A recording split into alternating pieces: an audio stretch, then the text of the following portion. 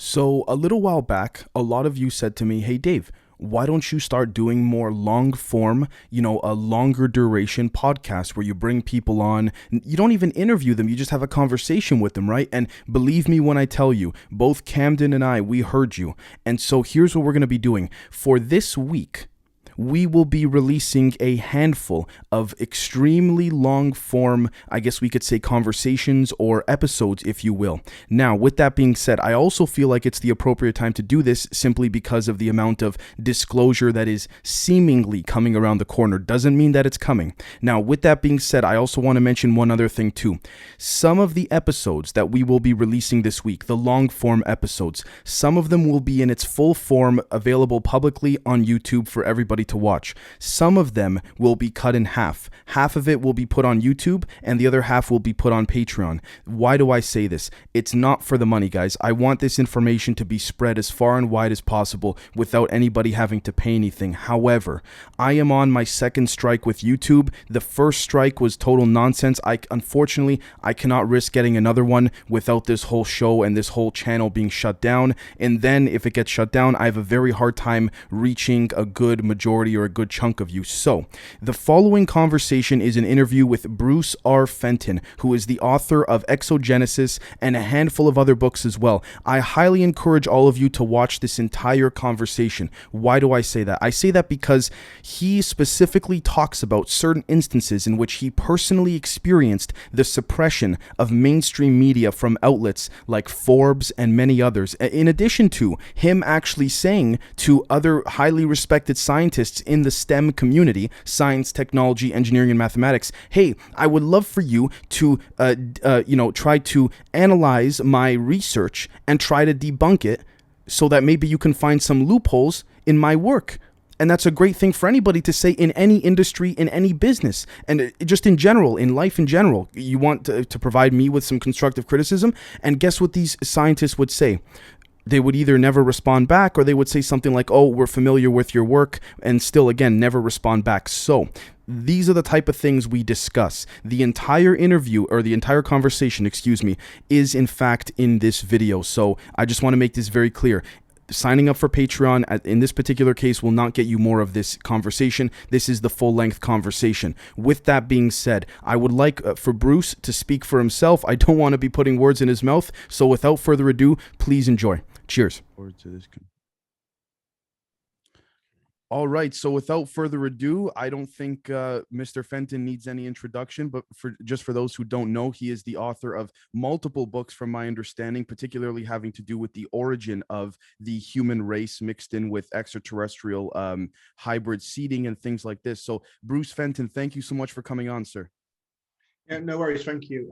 The most, I suppose, interesting couple of books for people are the Forgotten Exodus into Africa theory, which is not alien related, but is human origins, and then the more recent Exogenesis hybrid humans, which obviously deep dives into that side of it. So Right. depending on someone's interest, they can tackle it with or without aliens. Right.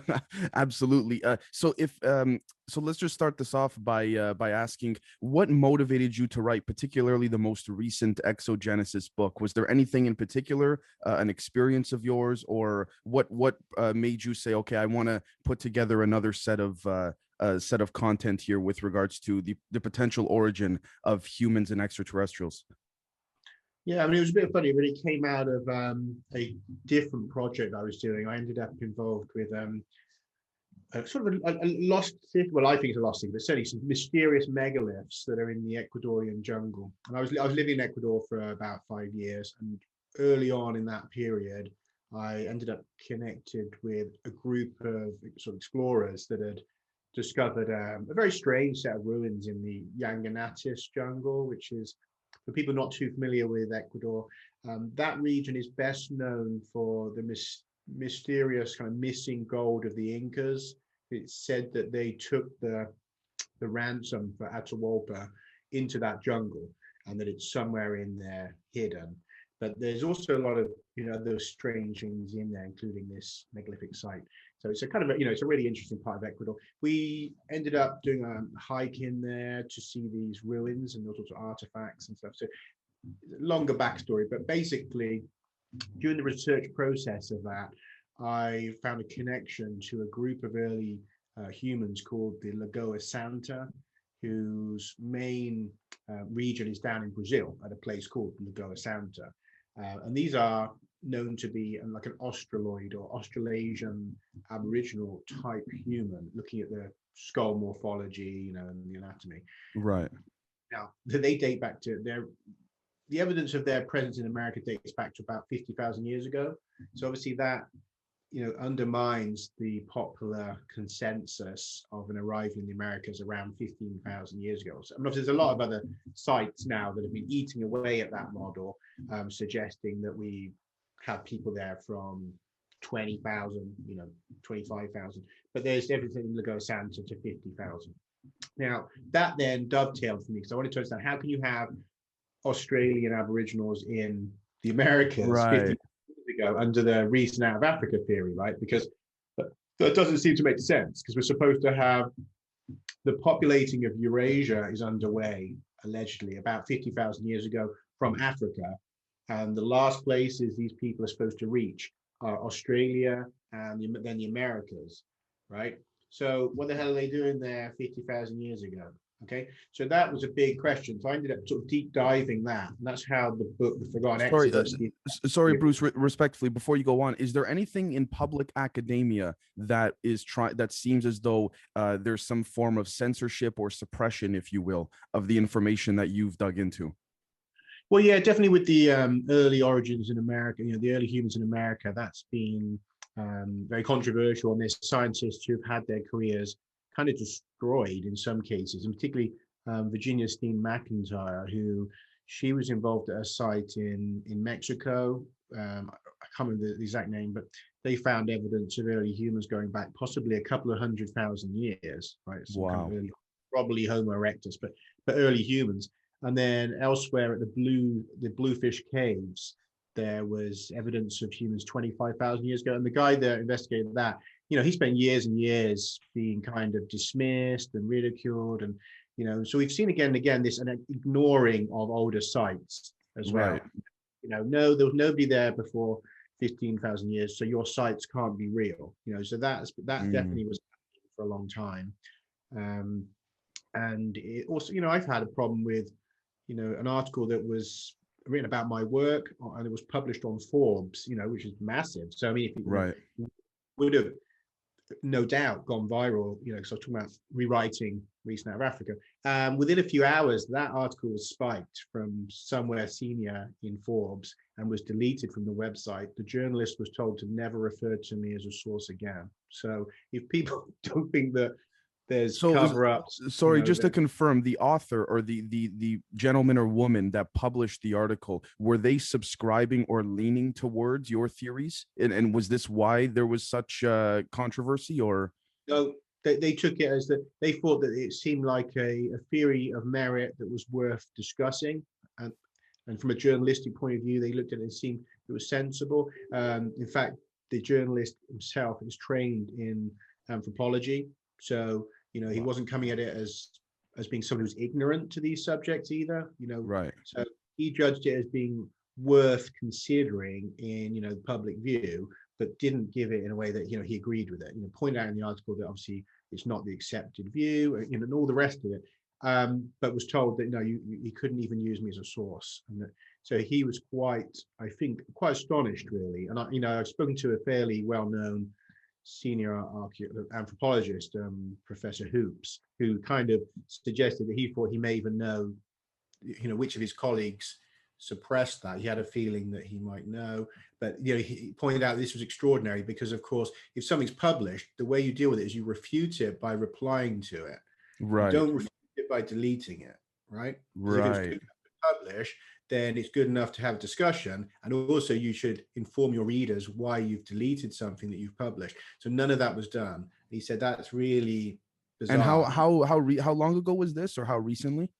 That was a couple of years back. Yeah. So that I've had probably late 2016, 17, something like that. But yeah, it was, definitely very, very weird, that one, because within hours. I just wanted to, right. I just wanted to say as well, too, I wanted to ask you this and also bring this up to my audience, who I'm sure will be listening or watching. I talk on the show all the time about how there is some sort of metaphorical suppression mechanism within the STEM community, right? Science, technology, engineering, mathematics, and within academia. Would you say that you were suppressed by one of them, if you will? Because it seems as though they're all with, regardless of the industry or category, engineering, science, anthropology, they all seem to, and when I mean they, again, those at the top of the academia levels that are responsible for which articles stay up, which, proposals or dissertations get published, things like this. Would you say you fell prey to that form of suppression, if you will? Well, I suppose in some sense, I mean, certainly that there's a discomfort with the idea of challenging what I call sort of the dogma and the holy cows in some of these subjects. Obviously, reason out of Africa is considered a fundamental hypothesis or established theory in terms of human origins. So you're really coming up against hardcore dogma there that people have built their careers on, and that they're lecturing on every day in universities. And there's people with things to lose from that, right? So I would say that, the fact that it was suspicious that within, I think, a few days of that, a certain anthropologists had become guest contributors to Forbes, who are also known for debunking conspiracy theories and stuff, that suddenly that they were writing for Forbes. So not only did they suppress your article, they bring another guy on coincidentally around the same time that just by fluke counteracts what you're proposing. About 3 people who are known for debunking stuff. So I'm imagining that Forbes probably received complaint from these people, and that then said that they should be providing a voice of rational. Does that, as I imagine happened? Yeah. As an author, researcher, as someone who's very interested in the topic, obviously you've made a career out of it and very successfully.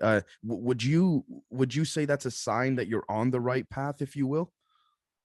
Well, I mean, I would take it as a sign that people are nervous about the levels of certainty they have in their theories, right? Because if you are confident in your work, you would not worry about someone putting an article out there that challenged part of it, right? Because you could just reply and show where they're wrong. And if anything, humiliate them in public, right? Yeah. They look how ridiculous this is. Look at all the evidence we've got stacked against us. That would be the way you deal with it. So the fact that it was seen as important to suppress it and delete it, I really, and keep in mind as well the kind of crazy things that we see out in the mainstream news, like even Forbes and everything. There's all sorts of stuff that's just bonkers, right? Right. So a challenge, a challenge to part of reason out of Africa theory is not a bonkers article to have. Even if you don't agree with it, it's really not on a topic that's particularly extraordinary. So I think it says a lot that anyone would have thought that they needed to urgently delete that, rather than just having people take a look, see what they think. And again, it's not written by me, so it's not an eccentric or extraordinary piece. You could say, that this person has just put together about their own work. This is, a journalist asking me about my work, has written up an article, right? So he's obviously put it in a journalistic way where, he's not saying he agrees with it. He's just reporting on a model that's been argued. If that's so problematic for consensus anthropology, I think it shows that they feel that they're holding a weak hand.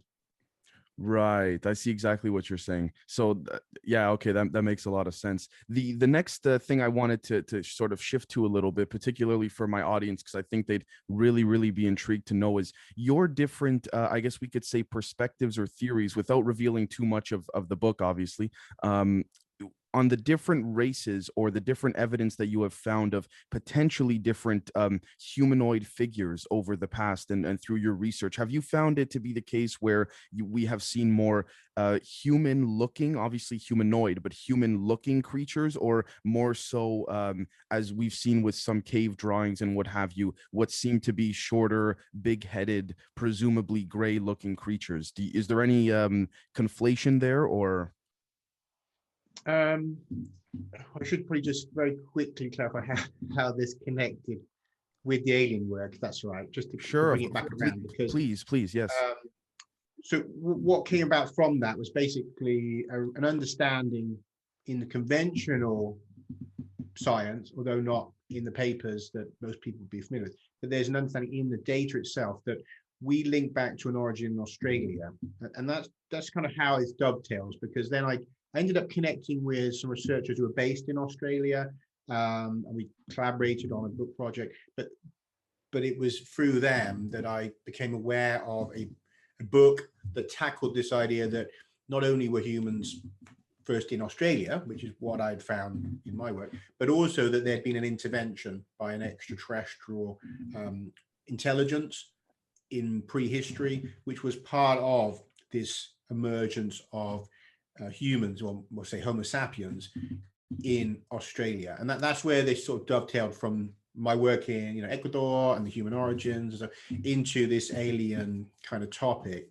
And that's a book called Alturinga, When the First Ancestors Were Created. So if people want to read that, it's a very extraordinary book, very extraordinary stuff in there. The author says, though she says, it's what happened to her and what she believes, she's very clear at the end that she's not offering evidence that people should go away and believe what she believes, right? Because it's just an account of what happened to her, information that came to her through a contact experience about our origins, and quite specific stuff.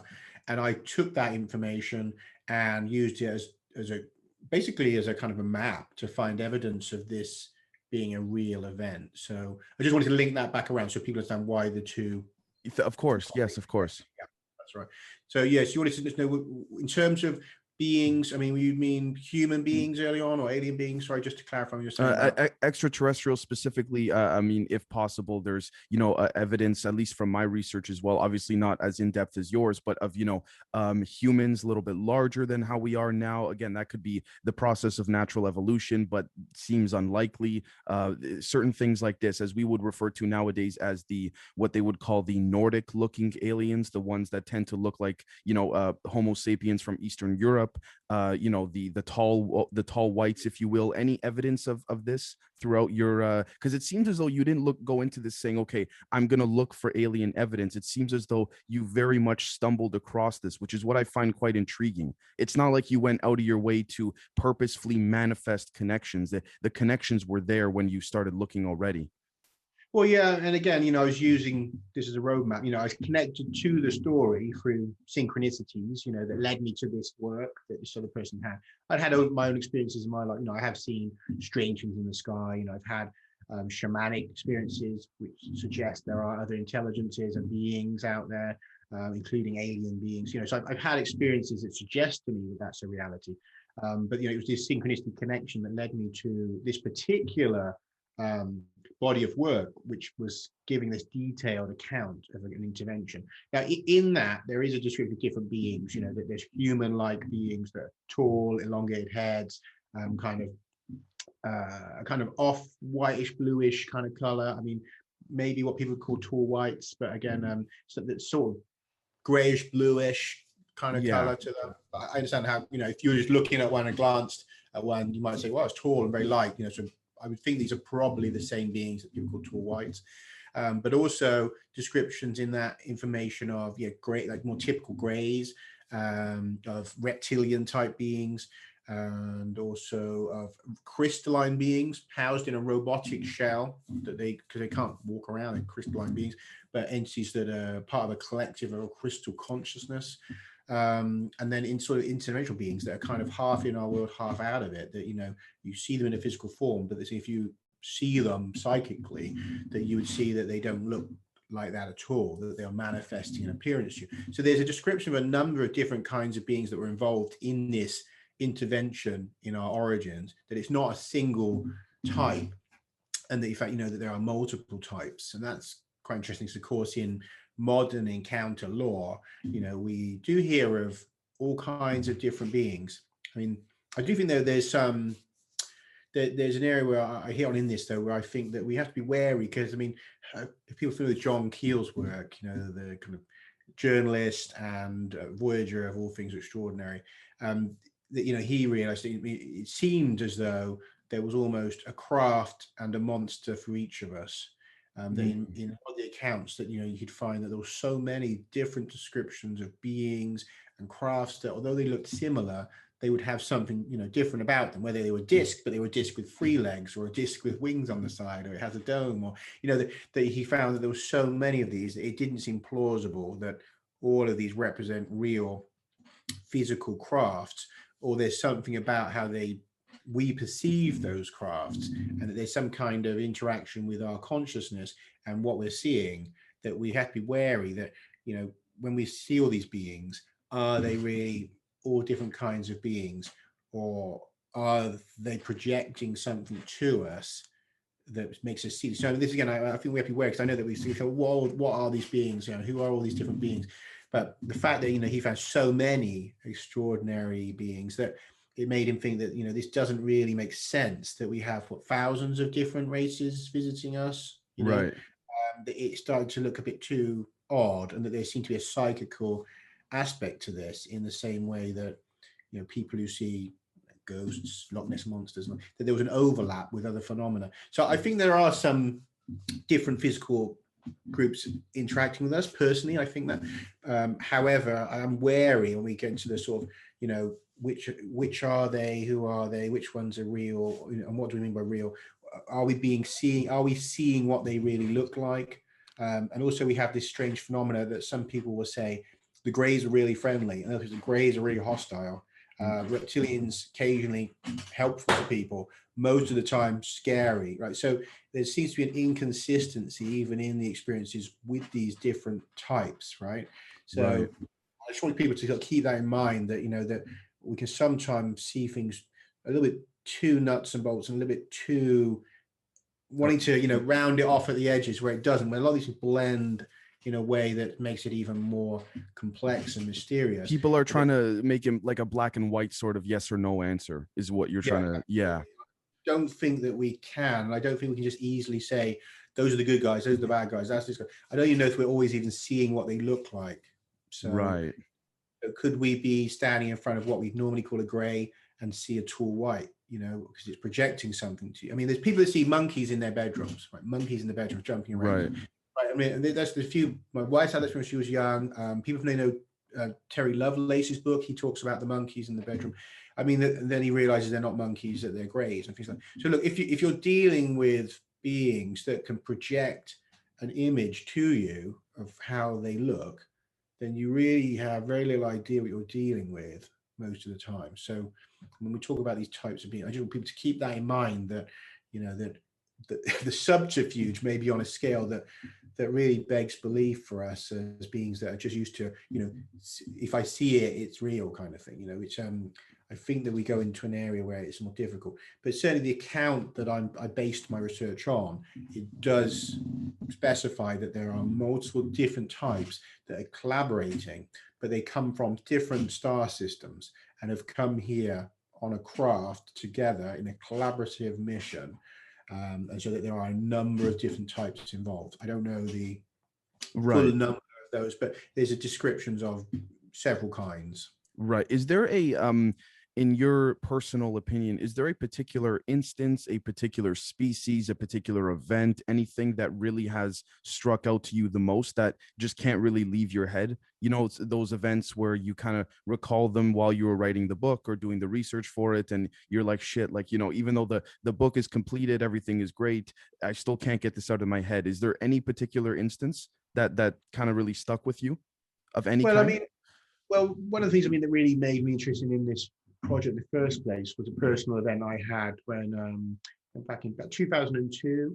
I took a shamanic journey, and in this journey there was a couple of different things that happened, but there was a brief period where I found myself experiencing being a non-human being, that I was a humanoid extraterrestrial on a ship, tall, you know, in a blue suit, a blue kind of type suit, flying through space towards Earth, with aware that there was some sort of pursuit, and aware there'd been some kind of catastrophe. You know, a lot of allies had been destroyed in space, right? And it was a very intense kind of direct experience of that, right? It was fairly brief, you know, it wasn't Right. a long narrative. But then, you know, when I encountered this book, you know, about this supposed visitation and intervention, you know, there was stuff that stuck out to me in that, because it was like, well, hang on a minute, you know, they're describing beings in blue outfits on this mothership that's destroyed in space.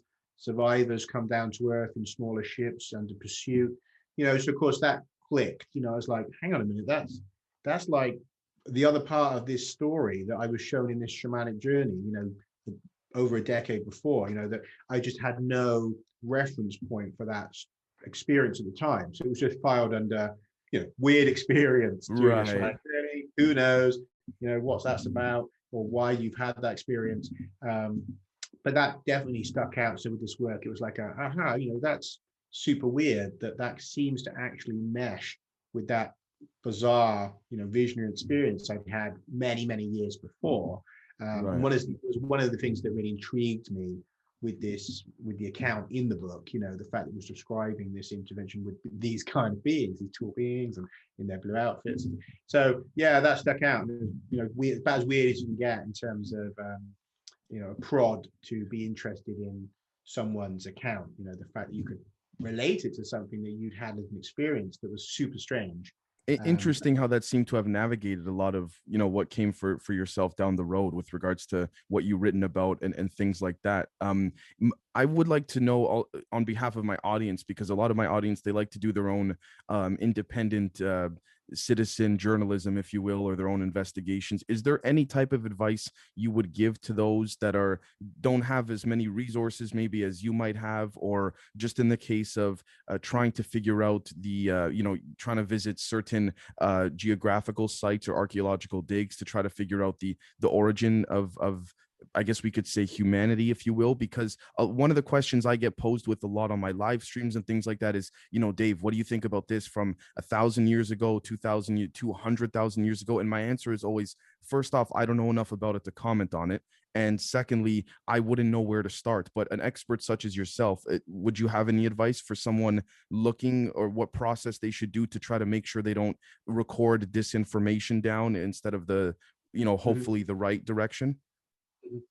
Yeah, I mean, I think one of the things first off is you start off with deciding for yourself, are you looking just for a story that you like and that you want to be the story for you about how humans came about in our past?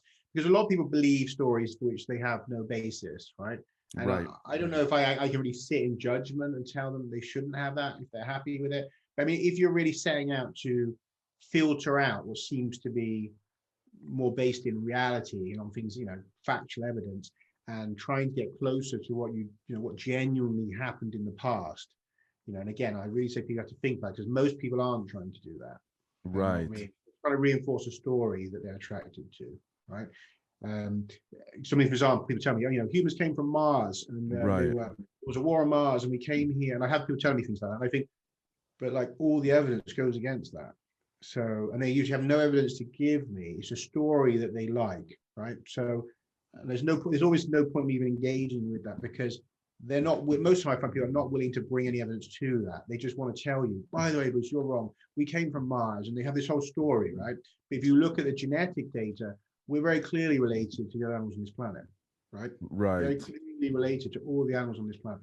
We very clearly trace back to the DNA and bones from old hominids. So it's like, all the evidence stacked against them, but they're not really interested. So, I mean, you have to set out first, are you interested in the evidence? Are you looking to actually filter out garbage or to reinforce a preferred narrative? Because if you're doing that, then I don't have advice to you. So in your right. So in your research and experience, would you say that at least a percentage of some of the public, academic knowledge, if you will, that is being pushed with regards to human evolution is accurate?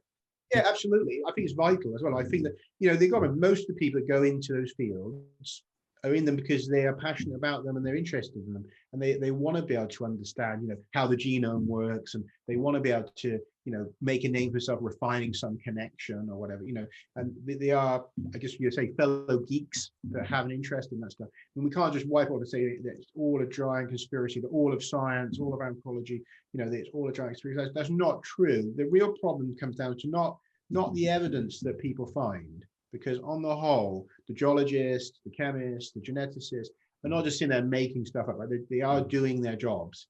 But then when you get that evidence, you're making a story from it. So you interpret the evidence. And that's where things start to get really messy, is that, then you have humans deciding a narrative from the evidence about humans, about our story in the past. So there's definitely a bias, and there's definitely some leaps, and sometimes those leaps, are self-interested or whatever it is. But the actual evidence usually is really good. And I use academic evidence. So, I would say to people, if you're serious about it, learn to read academic papers. Because you're not really going to, find out by just going on alternative theorist YouTube channels and having them tell you that's how it happened. Because where are they getting that evidence from? And there's so much garbage out there. If we look at things like UParts, out of place object, most of those are easily explained if you take the time to look at them. Like, we have hammers in stone, but they're just in concretions. If you leave something in water where there's eroding limestone, for example, that you will get limestone buildup onto the object in the water, and you'll end up in a block of rock. Right? And there's quite a few of those kind of concretions. Like, well, it's been in the rock for millions of years, and it's like, well, it obviously hasn't. It's a modern hammer that is just in a concretion, because we understand that. And if you talk to a geologist, they can very easily explain away a lot of these things, but then people don't want to let go because they've built up an exciting story around certain objects. But most of these things are easily debunked, like really easily debunked. I don't think that at this point, in terms of say like UParts, there's only one or two that I think is still a bit intriguing. You've got these little tiny micro spirals from Russia that apparently maybe really old, right? But then nobody seems to have to find any more information on them or any of them to study. So again, it's like dead end in a way. And then most of them, I think about, there's very few of those things that stand up. But then if you were to engage people, they don't like you to say that. The footprints in stone, for example. And again, you find that the people that did the investigation of these alleged footprints of stone are Christian scientists with these, what I would call bogus Christian university degrees in archaeology. They have no idea what they're doing, just trying to reinforce a narrative about their own belief systems, who've come out with these stuff about these footprints in stone and how it doesn't fit with the consensus, because they're at war with the consensus. They're being funded. In a way, we can argue they're being funded, right, to contradict a lot of. So again, you have to look at who are the people. When someone says I'm Dr. So, you might want to look up where they got that doctorate from and stuff, right? And who's funding them? Who's funding them? Do they have a clear bias? People should look for clear bias in people. What's their religious leanings? Were they Hindu? If there's something in there that and try to assess some of that bias as well, and look carefully. People's studies they've done, and I'm not saying peer review is the only thing, but look if they have got a paper or the evidence or the photos or the diagram. Look for where they're getting that argument from, and particularly I'd say again look at academic papers, and there's Sci-Hub is a great resource. Sci-Hub is a Russian website which allows you to read academic papers for free, because a lot of them are expensive. I couldn't afford to be reading them. So if you use Sci-Hub, and they sort of change the end there at the moment. It's Sci-Hub, it's called. Okay. Yeah, Sci -hub. I think it's .tw at the moment, but they change it because it gets blocked. And they have to change the end part, because it's frowned upon, because obviously it's allowing you into what would be paid for academic studies. It allows you free access. But I use that a lot because I go through academic papers and I will looking for a subject. So first of all, you're Googling or whatever, or DuckDuckGo, or whatever you use. Right. Look for the paper's name. Look if it's a topic. I will look up genetics of Neanderthals. You look that up, and then you'll find the paper's names. And you'll often find you can't access those papers. But if you take either the name or what's called the DOI, which is a code which it has on it, you can take that and put it into Sci-Hub, and that will open the paper for you. And then essentially just look through the initial parts. You've got the introduction, and if it seems relevant, you can pretty much kind of skip down to the conclusions, because obviously a lot of papers are very long, right? Skip the conclusions. See if the conclusions is really telling you about the topic that you want to know, and it's telling you something good, you want to know. And if so, then you can sort of go back and read the paper. Because I'm not saying sit around and read hundreds of long papers. I realize people don't really have time, but you can skim first, introduction, conclusion. And if a paper then it looks like, hey, well, this sounds really exciting, then you can look and see how they did the work. That's what I do a lot of time. I'm looking to see the information I use is mostly from academic studies and stuff, because where else really are you going to get, unless you're a field researcher, you can go out and do archaeology, right? Who's Was there got ever, so please forgive me if I'm misunderstanding you, but from what I'm understanding is that it's not what you're saying is that it's not so much that the academic institutions have been blatantly lying to us about the entire origin of humanity. However, they have left out very significant gaps, if you will. It seems as though. Well, yeah, I mean, when you put it together, I mean, look, an individual paper might just be, how old is the Neanderthal found in a cave somewhere, and what's the Mm. gene, we find the genome, but then you start put together all these different papers off, then you have a theory of the story, how did humans migrate from Africa? There's consistency there, is what you're saying. Like, So usually in an individual paper, right, you'll have just that study and its findings. And so most of the time, and again, that doesn't mean there's not errors in those papers. And of course, you should look for those because sometimes right. you do find consistencies. But on the whole, it's not the direct analysis that's at fault. Like, so, the dating on the body or the genetic information that's extracted, or how old is the artifact. So usually that information is pretty reliable. Well, it's going to be as reliable as they can do it, right? It's not, I don't think there's a conspiracy to just give us all distorted information. I think that when you get to when it's put together into a story, the human story, that then you're interpreting information. So I mean, to give you an example, I mean, we have an interpretation of recent out of Africa that modern humans, because we find the genetics of modern Eurasian people, right, traces back to what's called the L3 haplogroup L. Well, they think it traces back to haplogroup M and N, which is closely related to L3, and L3 is considered an African haplotype, so they consider the M and N are close relatives and must have come out of L3, making an East African kind of origin, and that therefore this supports an idea that we came out of East Africa and migrated into Eurasia. Okay, but that's an interpretation. Okay, another interpretation of that is that L3 comes out of M and N, and out of a grouping, a proto group that goes above L3 M and N that existed in Eurasia, and that people went into Africa. So you mean what I'm saying is you can take the same base information that's in those studies, which is legitimate information, and weave a different story around it. And that's where the problem is when you start weaving the stories, is that, and then in those, that's where you have to look for the flaws. Because I mean, like, for example, in that narrative, I can see that we had, in early humans, you find that these early East Africans who are allegedly, are the ancestors of Eurasian people, you find that there are these divergent male and female lineages that appear in Africa around about 70,000 years ago. Now, but the thing is that the mutation rate on the male and female line, right, is different in terms of when you get into the actual genetics, right? That basically the mutation rate on the male line is different by a factor of 10. So you would not expect to find two new mutations, a mutation on the female and male line appearing at the same moment in the same place in the same small population. The much more reasonable interpretation of that is somebody has walked in there from somewhere else, carrying those genetics. Now, so this is why I say that you have to look for these inconsistencies where they've interpreted something wrong, because if you look at that, you say, well, hang on a minute, that's an unreasonable interpretation of the data. It's not that the data is wrong. The data is telling you there are new haplogroups there. But if you interpret that as a mutation instead of an incursion, then you get an entirely different story. Or an interjection, So now you're weaving a tale from the evidence, because like also a misunderstanding of what the data is really telling you. Now, is it a misunderstanding, or is someone deliberately doing that? I mean, that's when you get into, it's difficult to assess, isn't it? To say, are they definitely conspiring to delude you? They could be, or is it an error? It's very difficult to say. So I suppose most of the time you can default to it's an error, probably. In other cases, there are obviously instances where it seems unreasonable for someone to have interpreted something in the way they have.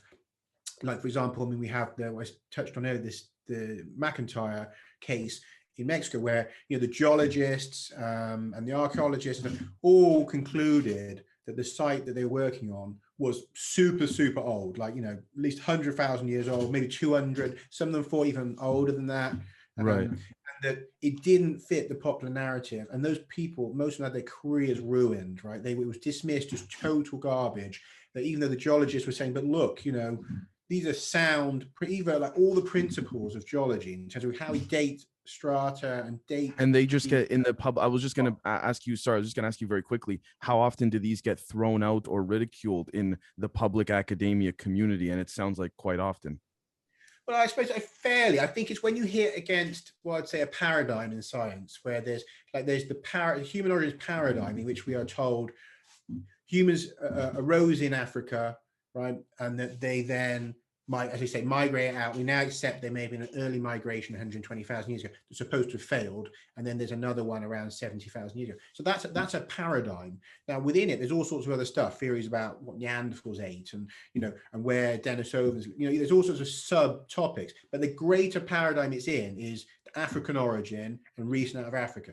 So when you touch on really, and again, like with America, the origins of Americans was the Clovis people 13,000 years ago. That was a paradigm. And so whenever someone hit against that, that's when the suppression really clamps down. It's not that you found a bone that was really unusual. It's when you say, hey, this whole dating's wrong. That, look, my God, the whole system I'm working within is wrong. We need to change it. That suddenly those most influential people in those fields typically are like, no, you're not derailing this, and my established name of being on this field. And you find that's when we have the problem of human nature clicking in, self-interest. Ego. Do you I built my life's work on that. You're not going to come along without it.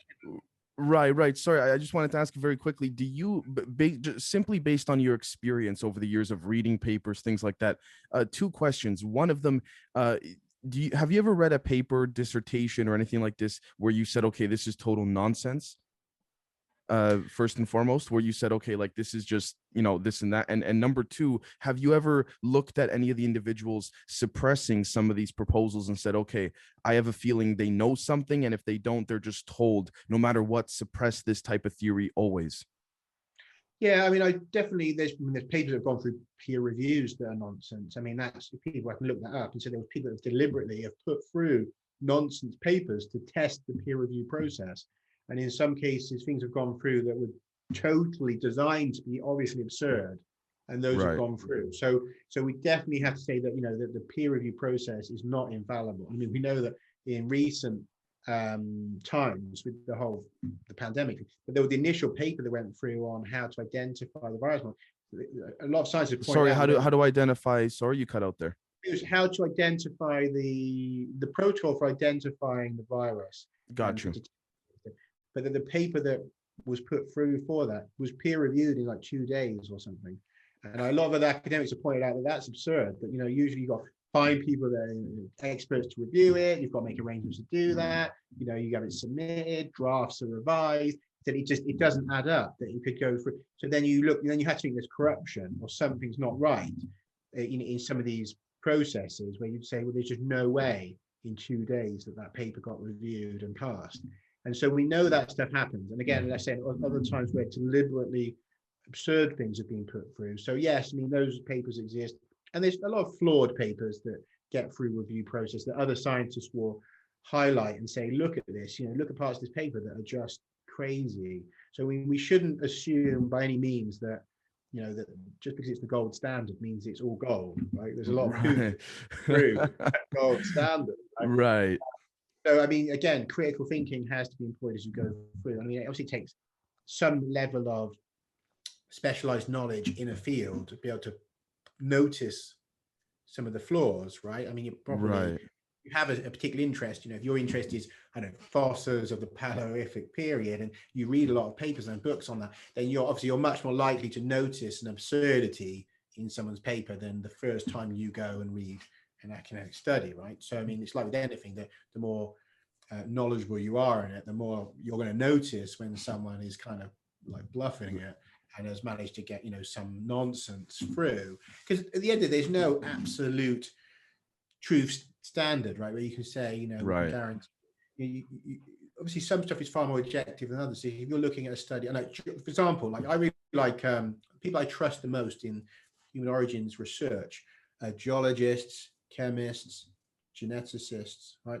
Not anthropologists and archaeologists, because on the one side you have people just doing hard science. There's a guy in his lab, he's trying to work out, you know, what is the chemical constituents of this particular object, you know, or stone, right? And that's what Right. he's doing. Not trying to sell you a story, right? He's just doing a chemical experiment on some stone or some artifact, and then he's going to tell you what it's made of and the age dating based on the understanding we have with thermoluminescence or with, you know, whatever it is. And that's all he's doing. So you can see that he has almost no input in terms of the result in that. He's just going to write up the results of the experiment. And So often those people, right? right. That's different from an anthropologist, because the anthropologist is going to tell you a story about the artifact, right? That how they believe Right. into the context of the human story and how it relates to other things, right? So, sorry. Oh, no So problem. they are going to weave a tale around it, and that's why I say, you know, I'm much more trusting of the hard scientists, you know, in this, because on the whole, all they're doing is just results of an experiment published in a paper, you know. But would you, and I ask this respectfully, would you trust a scientist, just to play devil's advocate? Would you trust a scientist that's doing the hard science, even if the funding seems a little bit, you know, to be in favor of a particular narrative? Or do you look at all those aspects before you say, okay, like, you know, this could be something or maybe not? I mean, that's it's difficult, isn't it? Because, you know, I think you have to go on just on what they're doing in their study. I mean, Yeah. I'm not going to say it doesn't influence you if you hear, obviously you hear that they have that, but on the whole, I wouldn't be looking each time to see, you know, they have to declare some interest normally on the Right. papers, and have to declare an interest. So if they have funding from an organization that relates, they do usually have to declare that. So I mean, so people can look and see, you know, what was their bias, you know, is there potential bias because, you know, hey, look, they're funded totally by so and so institute, and that institute is working on this. So I mean, that is there for people to see. But I think, you know, for the majority of the time, what you're looking for is the actual study is, you know, makes sense and it's been done Right. anyway. You're And not seeing it somewhere they can obviously cheat it. I mean, that's imperfect, but again, we're just working with the best evidence you can get. It doesn't mean it's the perfect evidence or that it's necessarily fully conclusive, right? Because it's like we only have what we have, and like particularly the human origin story, it's very fragmented. We don't have, you know, hardly anything. I mean, it's probably you can put probably all the bones of the ancient hominins, you know, into the back of like someone's transit van. You know what I mean? It's not like that we found a massive amount of evidence, right? Because all this stuff is just dissolved away into the soil. You know, there's a very limited number of ancient fossils. There's a right. very limited amount of, you know, physical archaeology of objects. So I mean, we have to keep in mind that you're dealing with a jigsaw puzzle where you'll never have all the pieces. You know, it's like a 1,000-piece puzzle where you've got maybe, you know, 100 of the pieces, and you're trying to put them where you think they were, and then trying to fill in the rest of that picture by drawing it in around it, right? So Right. you're never going, like in a topic like human origins, you're never going to have, at least from the scientific investigation side, you're never going to have that complete picture, and you're never going to have it completely right. Just never, because that Well, evidence is destroyed, right? right, So right. coming to a best conclusion you can. Now that's different, say, in physics, where you could have a complete model for some phenomena that you study in the lab, right? You can say, okay, well, we know how it works now, we know what the energy is of it, and we know how fast it moves. You know, obviously you can have a complete study, but when it's the stuff that, you know, we're talking about with human origins or even with an intervention, you know, this stuff is so long ago that we are never going to get a complete picture, and we are relying on fragmentary evidence, and in some cases, as we've talked about, some biased evidence and some level of conspiring in terms of protecting people's names, work, etc. And then beyond that, you know, media bias on topics, and obviously the owners of the media companies, their biases about that story, how it Right. affects. And on top of that, then beyond that, you know, the potential for bias at higher levels of people, you know, that are in the upper echelons, or whatever we want to call them, what I call the predatory parasitic world controllers, the people that are, super powerful influencers that can direct funding on projects, that can influence government's decisions, that if there's something that is found or, that could be problematic to the hierarchical control of the planet, I mean, that is likely to be suppressed, and a paper is likely to end up not going through a peer review somewhere. There's obviously there's people that can influence stuff, particularly if they are funding it, if their foundation funds the work and someone didn't like it. I mean, we have to be realistic and say that, can that happen? Yeah, sure, that can happen. And then, but even below that, just the self-interest, amongst some academics and their biases, that's going to also look a bit like a conspiracy, because, they are in a way conspiring to stop you seeing something, right? So though it may not be, yes. Sorry, no, I was just going to say that takes me to my next question, which you honestly, if I had let you keep going, you probably would have answered it for me. But I just for the audience. So with regards to, without sounding too conspiratorial, I guess it's two questions in one. I wanted to ask, do you think there is an overall suppression complex with regards to certain, I guess we could say, peers within the academic community? Not that they, not trying to sound like, oh, they know the secrets or this or that, but do you think some of them at the most influential level are told, this, once something crosses a certain metaphorical line, it cannot be crossed, and you must make sure that you and your peers are influenced to turn it down? And I guess that leads into my question of the Star Child, that whole thing there. Would that be an instance of that? I mean, I suspect that there will be some key people. I think the same in journalism in general, that you'd have, that we know that there's Operation Mockingbird, the idea that there's CIA agents in. But sorry, would you say it's more in the journalistic side or the scientific peer review side? Again, I would compare the two. I would say that if we have that in the media, then we should be sort of realistic and say there's quite likely to be people planted in the sciences that also are keeping a bit of an eye on where certain lines of science research are going, right? Whether physics, whether human origins, certain areas that would impact society at large, right? So if we can imagine a control system that's permeated our media, I think we'd be naive to not suspect that there was some level of that in the sciences as well, because it's not just the media that influences us, right? And that's obviously the scientific discoveries influence us as well. So I can't see that we'd only have intelligence manipulation in the media, but not in the cutting edges of science, right? So although we probably couldn't prove who people were, that you can definitely see there are influential people in the upper echelons of any field who could potentially be compromised and could use their positions to suppress people's work. Because if you talk to scientists, a lot of time they will say, look, so and so senior person in our field is kind of nuts, doesn't like you doing this. He was throwing his people, telling them they can't publish that, and you can only publish it with my name on it. And you find out there's a lot of problematic people in these fields who are controlling narratives. That's not conspiracy. That even the scientists who work with them, in some cases have called out people that do it. Now, it might be just that the person's a problematic person, or it could be that in some cases these people are compromised, are being paid off by someone to derail the research of other people, right? So the potential is definitely there.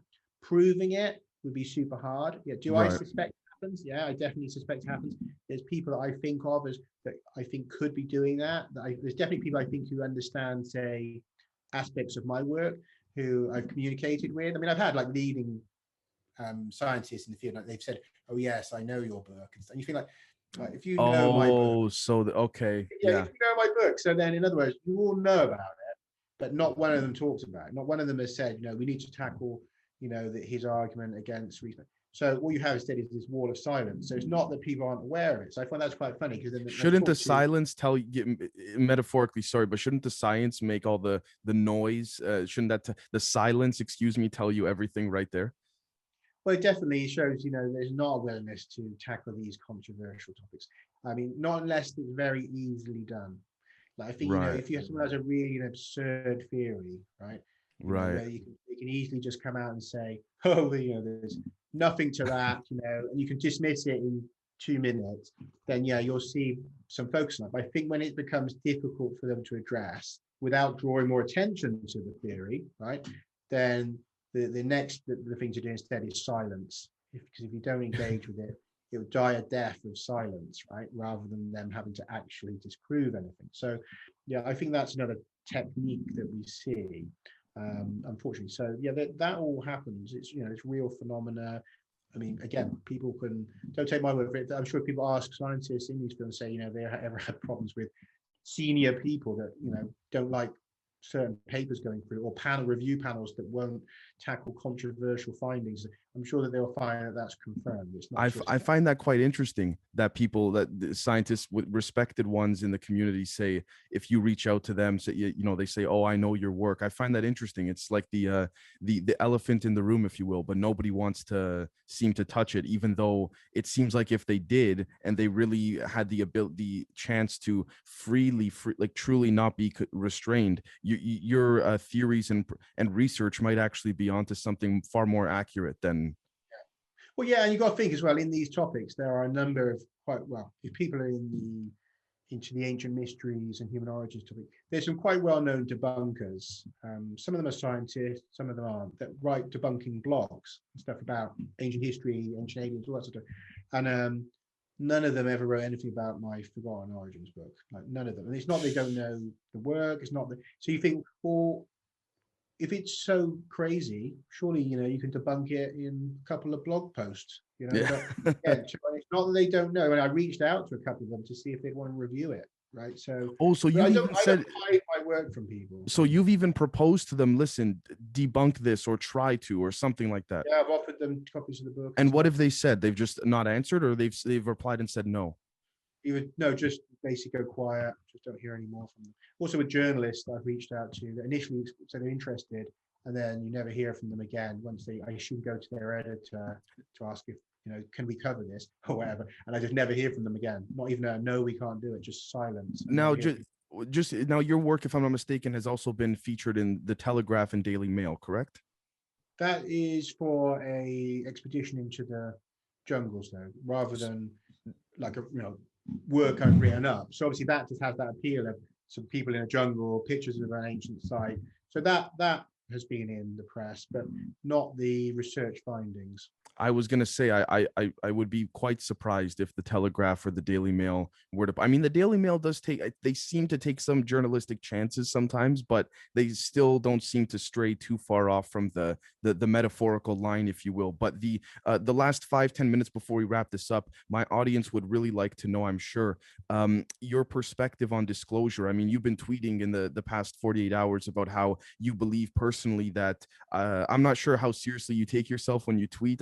I think all of us kind of joke around a bit, but you tweeted something, if I'm not mistaken, about how you feel as though this insertion into the mainstream media is a distraction of sorts. Do you feel that to be the case, or? Yeah, I mean, I think in the last year particularly, we've just seen how controlled the media is. I just find it so improbable that at this point, they would be putting front and center a narrative that was going to destabilize the paradigm. I think that if we look at that, we look at the way that media has been controlled around a number of mega issues, obviously lockdowns and all that stuff, that we've seen this total control over narratives. I just find it's not believable that we're going to get a genuine anomalous phenomena front and center in that media, something that could offer a threat to the narrative. And there's a guy, and I would recommend people to look at Alexander Wentz articles on this, when he talks about the anthropocentric model and the hierarchy, and basically how that if we were to have, say, aliens or something alien, interdimensional, right, whatever you want, right, that's out there, that's connecting with Earth or is nearby, that is something that is potentially above the hierarchy. That is, it's people would look to and say, well, that's the most powerful thing in our solar system, right? Not the parasitical world controllers, the people that are shaping our world, but there's something beyond them that is more powerful. So there's no benefit to those types of people to introduce that chaotic influence of something above them, right? So you think this is fear mongering? Well, I think it's a psychological operation of some sort. Now, it could be used for fear mongering. It could be used to even to make people feel happier and that we're part of some cosmic reality. I mean, they can take it whichever way they want with it. I mean, because the thing is, I think that if you can create your own nice, safe UFOs, your own version of this, bring it into the culture, you could take that narrative whichever way you want. Because if you're writing the story, you're creating that narrative, you can take that UFO story whichever direction you want. Now, if you to bring in the truly anomalous objects, which are chaotic, and seem to be associated with all sorts of strangeness, Yeah. that introducing that into your nicely ordered hierarchical system is a huge problem. Because I mean, Right. if you look at the accounts, right, we've got saucers that land and people go on board and there's people cooking pancakes, and then there's other cases where giant robots are coming out and jumping around, and just really super weird stuff that it doesn't even fit with the narrative of Sorry, there's aliens. literally cases of people seen cooking pancakes on UFOs. There is, yeah. There's a famous case of somebody. They were given pancakes, and the beings asked for a glass of water in return, which they gave them. The pancakes were later tested. They were found to be pancakes, but that they lacked sodium. They had no sodium in them. And they said that that's basically impossible. So that everything, our food chain, Yeah. has some level of sodium in it. They And said it it was had nothing. extraordinary.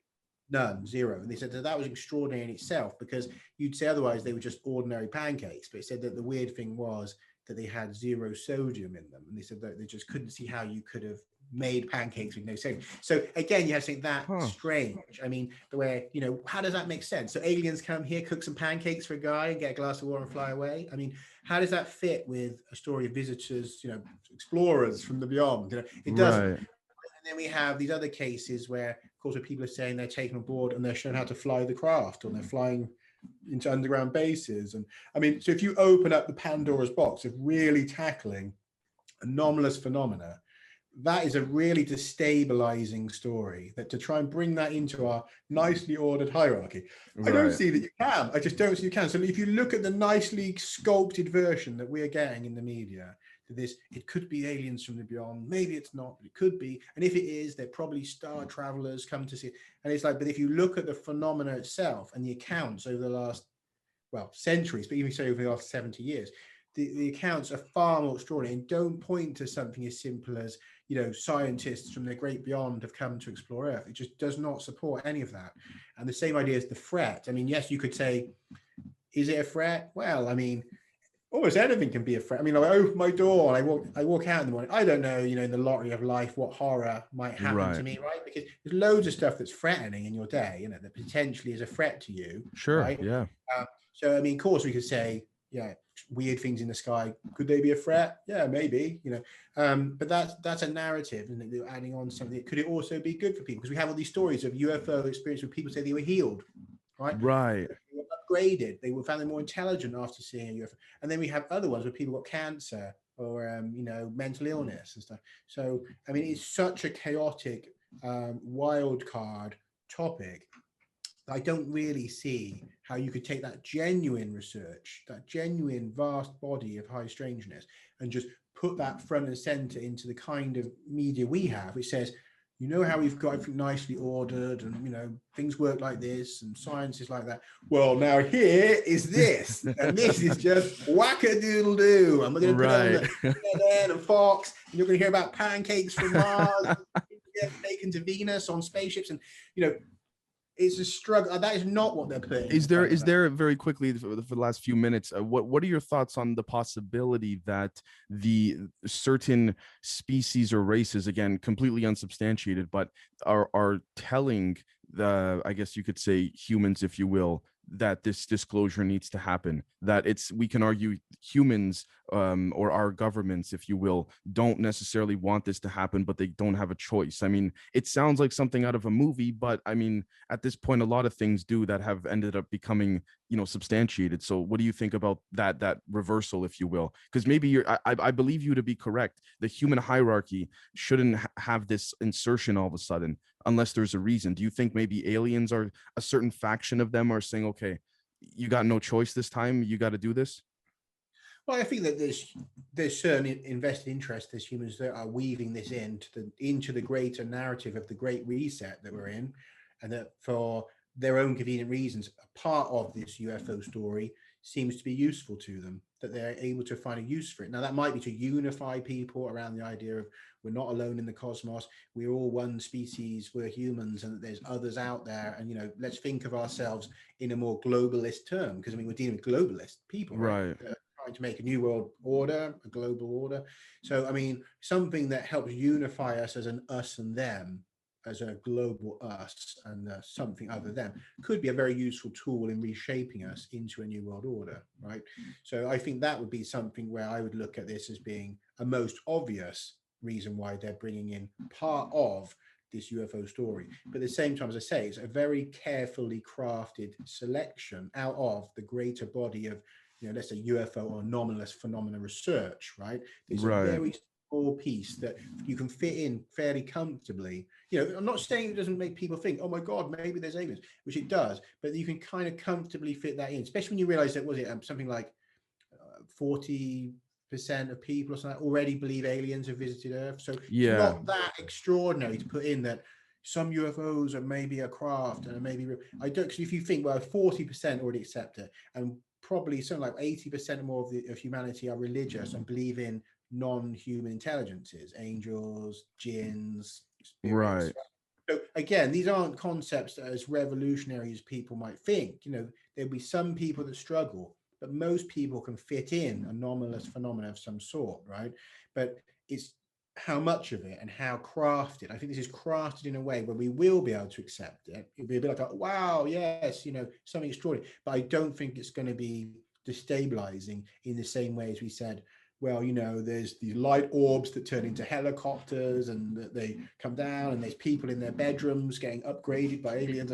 I mean, look, I just don't see that. Look, I mean, the fact that they're not putting that in, because they could have straight away said, well, we could already have gone from UFOs are real to abductions, DNA upgrades, Greys taking people onto ship, all these things that are reported, because we've not really been given any more evidence for alien spaceships in this story than we have for any of those other things. We're just getting people's claims, right? Ex-military and stuff saying that they've seen stuff that makes them believe there's others here, right? But what's the difference to that? And all the thousands of police and pilots and soldiers and everyone's already told us that they've seen stuff makes them believe this, right? But we're getting it in the mainstream news. But it's not that we're getting really new, good evidence. Right? It's not just really. that, Big Brother is telling us now. So all of a sudden, okay, it can be on the mainstream. It doesn't have to have the X-Files music played when they put it on. Yeah. So take away that the green screen of an alien standing there laughing, or they're just cleaning up the edifice a little bit, but they're not really giving you new evidence that you couldn't found equivalent to by just Googling or going on like Above Top Secret or something and looking at old forum files, and you'd find all of this stuff and more, right? There's nothing particularly new about any of it.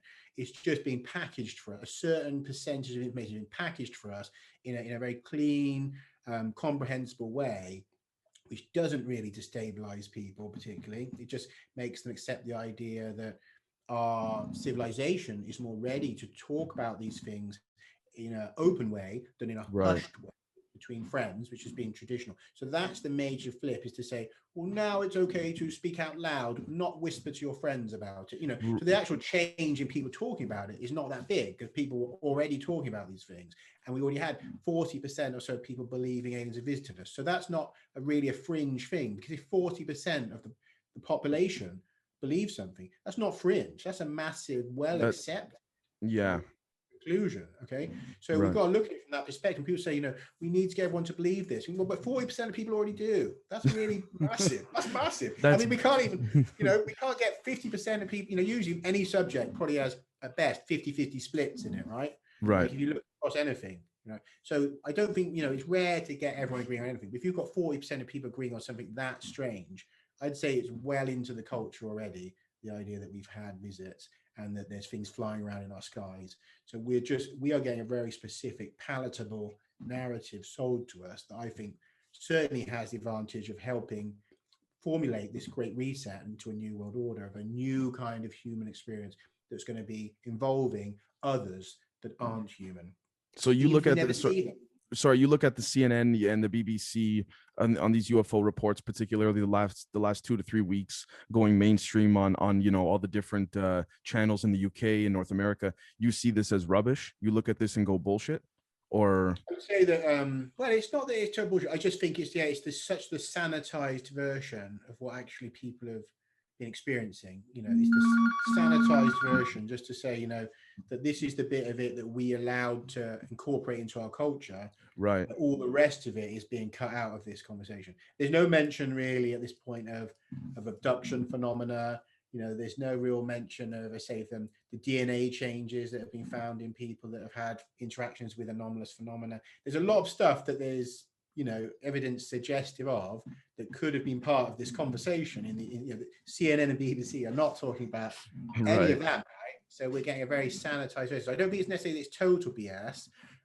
Like with any good disinformation, you build it on a core of real stuff. People really are seeing, pilots really are seeing weird things fly around. No particular reason to dismiss the pilot accounts that we've been given, because they mesh with so many other pilot accounts. Yeah. Right? Yeah. It isn't new. So even if we were to say, oh, maybe some of these people have made it up, but you could still go and look into the archives and find so many pilots, both military and private, that have seen these things, that you'd still come away thinking, well, there's something strange flying around in our skies. Right. Not to mention the ones that were silenced as well, too, over the years. Yeah. I mean, we have famous cases like the Japanese airline when it really, they saw something enormous flying alongside them. I think it was in Alaska, and they were told when they landed basically to shut up, and the files were taken by I think the CIA. And so, so you have these really crazy cases in the history of this already. We know that there's something being suppressed. We know that there's things in the air.